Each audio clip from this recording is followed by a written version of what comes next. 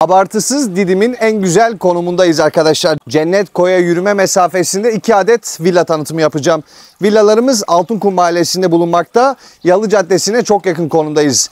Didim'in Maldivleri, Ege'nin Maldivleri dediğimiz Cennet Akvaryum Koyu'na yürüme mesafesinde 2 tane villamız var. Bakın arkadaşlar, bu villamız köşe, havuz, otoparklı, 4+1 kapalı mutfak triplex. Fiyatı 18 milyon. Yan tarafı 17 milyon 500 bin liradan pazarlıklı bu villalar. Aynı zamanda takas desteğine açık. Didim'in en güzel ve en ferah ve en havadar konumunda arkadaşlar. Bu bölgeyi diğer bölgelerle karıştırmayın. Bakın, Efeler, Hisar, Çamlık, orası burası, Fevzi Paşa, Akbük. Ama bu bölgenin bambaşka bir özelliği var. Denize çok yakınsınız. Altınkum'un mavi bayraklı, Didim'in mavi bayraklı Altınkum plajına yürüme mesafesinde ve akvaryum, yani Cennet Koy diye bildiğimiz Cennet Koy'a da yine yürüme mesafesindesiniz. Şuradan göster sana zahmet. Bakın, önümüzde bir asfalt yol var. Villalarımız bu şekilde, gayet şık, modern. Bu villamız köşe. Köşe olanın fiyatı 18 milyon. Yan tarafı 17 milyon 500 bin lira. Dışarıdan da göstersin kamera. Bu villamız köşe parselde arkadaşlar. Yani parsel dediğim şöyle. Burada 1355 metrekare arsa üzerinde 4 tane villamız var. 2 tanesi satıldı. Arkamızdaki ikili. Onlar böyle birbirine paralel. Bunlar birbirine paralel. Cennet Koy'a yürüme mesafesinde. Bunun fiyatı 18 milyon köşenin. Yan tarafı 17 milyon 500 bin lira. Havuz, otopark, bahçe alanı hepsi mevcut. Size tekrardan şöyle şu alanı bir göstersin. Hatta oradan direkt bahçeye inelim mi? Oradan direkt bahçeye inelim. Etrafı taş duvarlarla çevrili. Yani Altınkum Mahallesi'ndesiniz arkadaşlar. Buranın arsa metrekare fiyatları daha yüksektir. Burası Didim'in en değerli konumu. Didim'in en değerli bölgesi. Tabi bu aralar buralar biraz böyle şey olmuş. Böyle kurak toprak gibi görünüyor. Aslında çimlendirildiği zaman, biraz bakım yapıldığı zaman göze daha hoş gelir. Biraz şu an atıl gibi duruyor olabilir size. Ama şöyle, peyzaj işi de biraz müşterinin isteğine bırakıyor bazı müteahhitler. Şimdi mesela siz çok güzel bir bahçe çalışması yapıyorsunuz. Adam geliyor, diyor ki ben diyor buraya şey istiyorum diyor. Çakıl taşı istiyorum. Biri diyor ki ben diyor seramik yapmak istiyorum. Aynı zamanda şöyle bir şey var. Mesela bu villayı siz istediğiniz gibi yapın. Eğer burada sürekli kalmıyorsanız veya bir göreviniz yoksa bu yine ölüyor. Evet, burada merdiven altında bir depolama alanımız var. Burası alet edevatınız, işte fazla eşyalarınızı saklamanız için. Tekrar buradan yukarı çıkalım. 2 tane merdiven. Merdivenden aşağı iniyorsunuz. Kod alıyor alt kat. Ama alanı gayet güzel yedirmişler. Şimdi otomobil park alanımız. 2 tane arabanızı rahat park edebilirsiniz ki evin önünde de yola terk bayağı bir alan var. Oraya da istediğiniz şekilde aracınızı park edebilirsiniz. Evimizin girişine doğru geldiğinizde böyle 5 basamaklık bir merdiven çıkıyorsunuz. Şimdi sizi içeri davet edeyim. İçeriye bakalım hep beraber. Evet. Şöyle şu aradaki ışığı da yakalım. Girişte böyle bir antre alanınız var.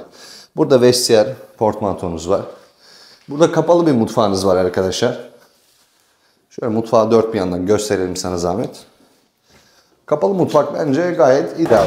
Yani kapalı mutfak her zaman açık mutfaktan iyidir bana göre. Bu tarafta da böyle fırın arkası yeri, ufak bir tezgahınız. Yemek masası atabileceğiniz genişlikte. Evimizde doğalgaz altyapısı, yani kat kalorifer altyapı sistemi bulunuyor. Burada bir lavabonuz var. Aynı zamanda çamaşır makinesi içine orada bir çıkış bulunuyor. Salon alanımız, salonumuzun zemini parke. Hemen ön tarafı havuzla yola bakıyor. Bu tarafa komple bir TV ünitesi yapılıyor. Bu TV ünitesi biraz demode oldu artık. Bunlar ufak şeyler arkadaşlar. Bu da farklı bir mimari, farklı bir konsept. Bu tamamen size kalmış. Ortada da gayet şık, havalı bir avize görüyorsunuz. Şimdi gelelim alt kata inelim. Vallahi evimizde herhalde 4-5 tane tuvalet var. 4 tane de 3 tane de banyo var.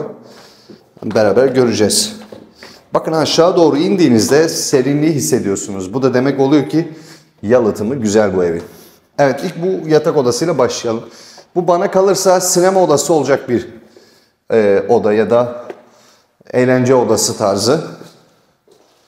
Bu şekilde. Bir de bu villalar oturdu arkadaşlar. Bakın, evin hiçbir akarı kokarı yok.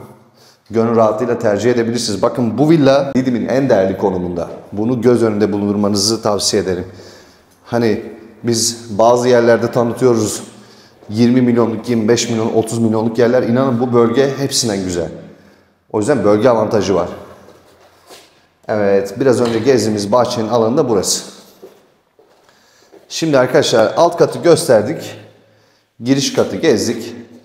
Üst katta görüşürüz. Evet, geldik üst kata. Triplex bir ev burası. Size şöyle bir merdiven boşluğunu göstersin kameraman. Gayet şık bir avize. Hemen ardından o yatak odasına girelim. Aynı zamanda ortak kullanım bir banyo lavabo, bir tuvaletimiz var pardon. Evet, burada bir balkonumuz var. Yine aynı zamanda yol gayet güzel. Özellikle kış ayları burada oturmak tercihiniz olur.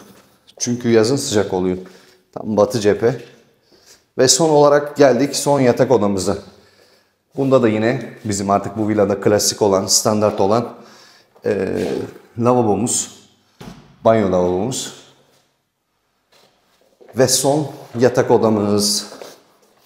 Evet arkadaşlar, bölgenin avantajları.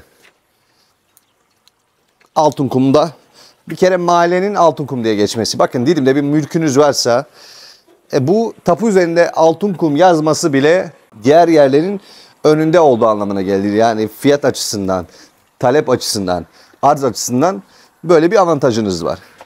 İkincisi, denize yürüme mesafesindesiniz. Şuradan plaj şantanızı alın. İster Altınkum plajına, ister Cennetkoy'a yürüyün. Sol tarafa doğru gittiğinizde Yeşilkent. Sola gidip sol yaptığınızda ilk soldan tekrar döndüğünüzde Didim Şehir Merkezi ve Devlet Hastanesi'ne çıkıyorsunuz. Aynı zamanda günlük ihtiyaçlarınızı, etinizi, sütünüzü, ekmeğinizi alabileceğiniz marketler yürüme mesafesinde. Çok avantajlı bir bölge ve fiyatları avantajlı. İnanın bu villayı şu an Efeler'e koyun böyle bir arsanın üzerinde en az 20 milyon fiyat biçersiniz. Burası Altınkum Mahallesi ve bu villalar oturdu arkadaşlar. Hakikaten oturdu, tam artık gelip oturacak kıvama geldi. Bu villa köşede, köşe olanın fiyatı 18, pazarlıklının yan tarafı 17 milyon 500 bin lira. Eğer iki tanesini birden almak isterseniz bunun için ayrıca bir indirimimiz olacaktır. Bunun da sözünü veriyorum size. Villalarımızın kat mülkiyetleri alınmış, altyapı sorunu bulunmamakta, belediyenin hemen hemen tüm hizmetlerinden faydalanmakta. Gayet güzel, modern, şık, kullanışlı evler. Siz de bu ayrıcalıklı villalardan birine sahip olmak isterseniz aşağıdaki numaradan bizi aramayı unutmayın. Ayrıca evle ilgili beğendiğiniz veya beğenmediğiniz hususları da yorumlara yazmayı unutmayın. Kendinize çok iyi bakın. Kanalımıza abone olun. Bir sonraki turda görüşmek dileğiyle.